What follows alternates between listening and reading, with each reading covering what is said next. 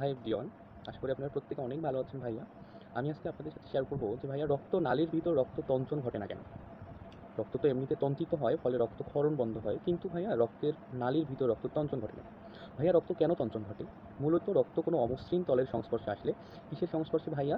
কোনো অমসৃণ তলের সংস্পর্শে আসলে, কিংবা কোনো বিনষ্ট টিস্যু কোষের সংস্পর্শে আসলে এবং বাতাসের সংস্পর্শে আসলে মূলত রক্তের তঞ্চন ঘটে। তখন কি হয় ভাইয়া? তখন ও রক্তে থাকা অণুচক্রিকাগুলো থ্রোম্বোপ্লাস্টিনে পরিণত হয়। তখন রক্তে থাকা অণুচক্রিকাগুলো থ্রোম্বোপ্লাস্টিনে পরিণত হয়, ফলে রক্ততঞ্চনের সূচনা হয়, মানে রক্ততঞ্চন ঘটা শুরু হয়, রক্ত জমাট বাঁধা শুরু হয়ে থাকে।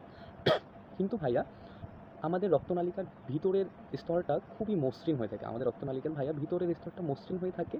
দ্যাটস ওয়াই ভিতর বাতাস প্রবেশ করারও কোনো জায়গা থাকে না, তাই বাতাসের সংস্পর্শ পায় না। রক্তনালীর ভিতরে বাতাসের সংস্পর্শ পায় না ভাইয়া, তাই রক্তনালীর ভিতরে রক্তের তঞ্চন ঘটে না। আরেকটা বিষয় হচ্ছে ভাইয়া, হেপারিন নামক এক ধরনের পদার্থ থাকে বা অ্যান্টিকোয়াগুলেন্ট, যেটা মূলত রক্তকে জমাট বাঁধতে বা রক্ততঞ্চন ঘটাতে বাধা প্রদান করে। হেপারিন মূলত হচ্ছে তঞ্চন নিরোধক। হেপারিন মূলত তঞ্চন নিরোধক, তাই রক্তনালীর ভিতর জমাট বাঁধতে পারে না।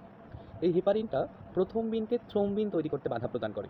এই হেপারিনটা প্রথম বিনকে থ্রোম্বিনে পরিণত হতে বাধা প্রদান করে, তাই থ্রোম্বিনে পরিণত হতে পারে না, আর থ্রোম্বোপ্লাস্টেও পরিণত হতে পারে না, তাই রক্তনালীর ভিতরে রক্ত জমাট বাঁধে না বা রক্ত তঞ্চিত হয় না বা রক্ততঞ্চন ঘটে না। আশা করি আপনারা প্রত্যেকেই এই জিনিসটা বুঝতে পারছেন। ধন্যবাদ সবাইকে।